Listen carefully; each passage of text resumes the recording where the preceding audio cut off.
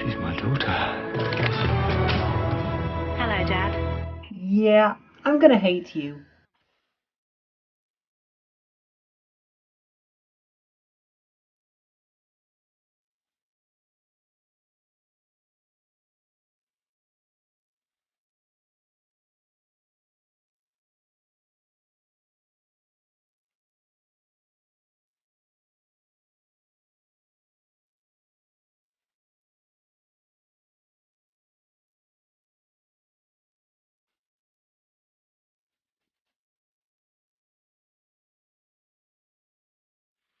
Okay, before I go into this episode, a little bit of general Doctor Who info. Out of the Russell T Davies era companions, my favourite was Donna. Rose was a smug cunt, and Martha was boring. Donna was far from the characters that we were supposed to see as perfect, like Rose and Martha, and I loved it. Classic Who was full of companions that didn't do the right thing all the time, and it made them far more interesting. Plus, she wasn't a fucking teenage girl who fell in love with the Doctor. Unfortunately, Donna only got 8 episodes where she was the sole companion, and in one of those episodes she only appeared for 2 minutes, and in another she was trapped inside a computer and did nothing of consequence. Part of the reason she got so few eps was because by the time she was companion, Russell T Davies decided that what the world really wanted to see was reunions with characters that they'd seen a few months or years previously. Sarah Jane coming back was a big deal because it had been 40 years. Rose or Martha are not a big deal because it had been 40 fucking weeks. So I'm probably going to have to be cruel to Martha because she's here taking up my Donna time, but Martha fans, I don't hate her. Now Rose, her I hate. So what's to hate about this episode? The fact that they gave the Doctor a daughter? The fact that he treats the way she's created like an abomination? The fact that she's less like the Doctor and more like how Russell T Davies would write a companion if his fetishization of them was taken to its logical extreme? The fact that a fish manages to drown? The insane timescale of the war that's taking place? The retarded speech for the Doctor? The sickening magical ending? Well, all this and more. So the TARDIS lands somewhere in the far future and we have people pointing fairly regular looking guns at them. This is something that annoys me in modern Who, the future looking so modern. It's the future. Future it up, bitch! Yeah, it might end up looking stupid, but here's the thing. The future will always end up looking stupid. It's the future. It's not what we expect. So they put the Doctor's hand into a big machine that takes tissue samples and turn them into fully grown soldiers with a fuckload of military knowledge that doesn't actually stop them from being shit fighters. This results in the creation of Smiley McSmiley cunt here. She's my daughter. Hello, Dad. First thing, why have your machine create a wound in their hand to take a sample if they're meant to be soldiers? You are fucking up someone's shooting hand. Second thing, why the hand? They have hair you could use. Third, why only create one? If you can take a tiny sample and create a person, then you could use it to create more than one person. It's no more silly. Fourth, why go to the extra effort of creating someone with a slightly different genetic code and not just a clone? Fifth, she's a Time Lord, but Time Lords are a rank, not a race. Time Lords are genetically altered Gallifreyans. That's like a clone being born with the same tattoo as their donor. Sixth, would a machine that can create a new being in seconds from a DNA sample really not realize that the Doctor's not fucking human? Could this work on any species? Could I insert a cat in there and create this?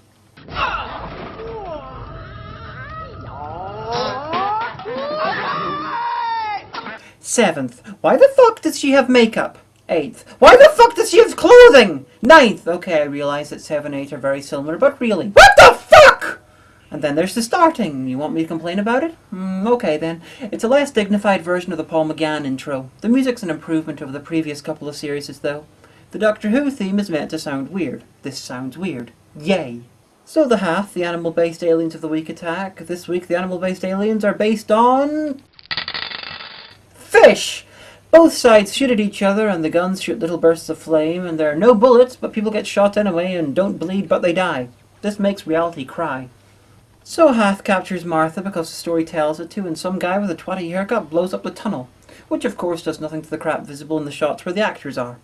So the Hath suffered a hurt shoulder in the explosion, and seeing that he's an alien that Martha has never ever come across before, she at least has the good sense to wonder if she should really try to help before fucking around with his shoulder. She then decides to be condescending to a squad of alien soldiers who have been killing people of her species. Now then, I'm Dr. Martha Jones. Who the hell are you? Thankfully for her, she as Russell T Davies cannot kill off companions' immunity. So the Doctor views this method of reproduction as disgusting, even though it's very similar to looming, which is how the Time Lords actually reproduce. Now, if they'd been clever, they'd have made his disgust and anger more about subtle references to rape, because basically, that's what happened.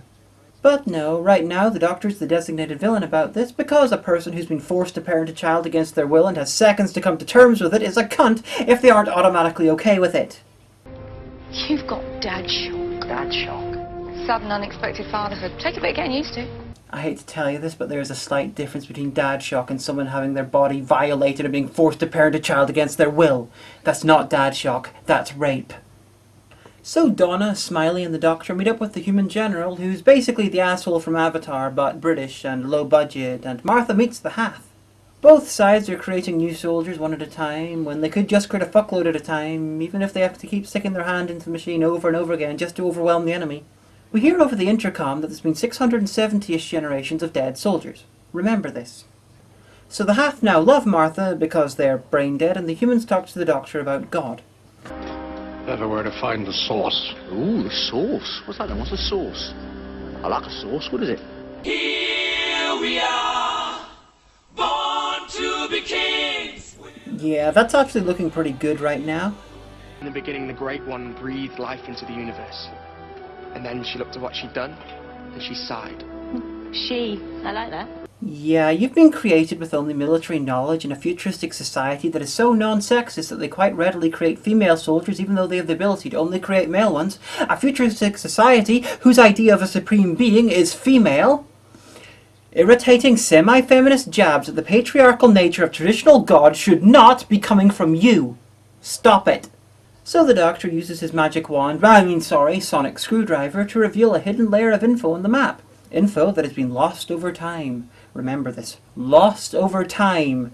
The info comes up on the Hath's map too, because when fighting another species to the death, you really want to be sharing the same computer. Now this just struck me. Why is Smiley wearing a figure-hugging t-shirt while everyone else is in fatigues? Because even when dealing with the loss of 670 generations of two separate species, it's important that people can clearly see the tits on the guest star. So the Doctor, Smiley and Donna are jailed as the humans and the Hath decide to go after the source, which is apparently the basis for all life. Of course the humans decide to wait until dawn. We'll protonate new soldiers on the morning shift. Why? If they're tired, they could just create a new army in seconds and send them instead. So the Doctor gets emotionally affected by having Smiley having two hearts, because he's fucking angsty, and he goes on about the Time War. Again. He should be wondering why she's not just come out as a single-hearted Gallifreyan. Then the clone of the most asexual hero in fiction snogs a guy to get out of the jail cell. I'd like to see you try that. As would I, especially if he looked like Patrick Troughton at the time. The Doctor then yells at her for knocking a guy out, because he'd never do that. Bad writing? Hypocrisy? Both? You decide. So Martha and her pet Hath go to the surface and try to get to the source first, and her pet Hath manages to drown even though it's a fish, with a water-breathing apparatus. Then Smiley comes face to face with a network of lasers in a long-abandoned tunnel, which if this place is as ancient as it's supposed to be and it is much disrepair as it's supposed to be, should not be fucking working! And how much power does that thing use? Perhaps that's why the rest of the base is stuck with mood lighting. And also, why are they there? Just in case you think this will make sense in hindsight, no. In fact, it makes less sense.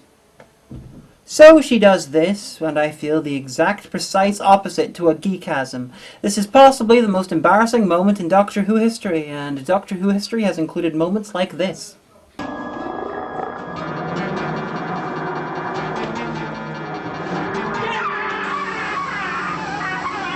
What can I say? Somewhere Matthew Graham, writer of Fear Her and creator of Bone Kickers, is smiling, happy in the knowledge that although he's the worst thing to happen in British television, he managed to avoid having anything to do with this, the worst moment in British television.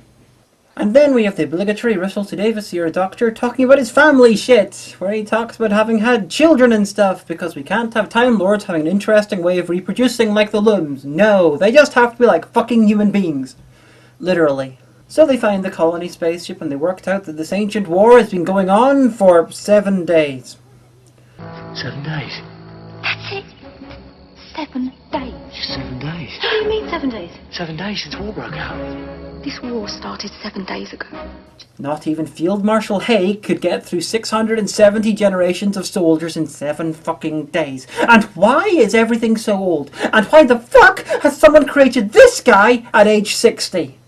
At least this explains why the lasers are still working, but it doesn't explain why they're there in the first place. So they find the source, which is a terraforming device, which will turn the planet into a lovely Earth-like place, which is great until you realise that screws over the Hath majorly, because I somehow doubt that an Earth-like planet will have much of the bright green breathing liquid that the Hath need. And then the Doctor makes the terraforming device work by throwing it on the ground and breaking it. Not even Bone Kickers has tried that with modern technology. Then both sides of soldiers immediately put their guns down because the writer doesn't understand psychology, and the General kills Smiley because he wants to put her out of my misery. She dies without bleeding from her gunshot wound, and the Doctor goes apeshit. I never would. Have you got that? I never would. So the Doctor yells about how much he hates the military and guns and things, because that's what he was like in Russell T Davies era Doctor Who. That's the Doctor. He hates guns. Except when he doesn't. The Doctor would never kill.